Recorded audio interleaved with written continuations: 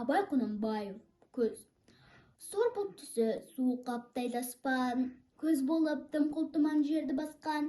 Білмеймін тойғаныма тоңғаныма, жыл ойнап бие қашқаттай жарысқан. Жасыл шөп бәшешек жоқ бұрынғыдай, жастар күлмес жүгірмес бала шулай. Қайыршы шал кемпірдей түсі кетіп, жапырағынан айырылған ағаш қурай. Біреу мама сыпсиды салып иен, салбыр аңқы тартыпты жыртық киім. Енесіне иертіп шуда жібін, жас қатындар жыртылған жамай дүйін. Қастына қытарланып қайтса бермен, астында ақшымшы жүр ол бір керуен. Қайда болды көрсеңде жабырқаңқы, күлкойын көрінбейді сейіл серуен.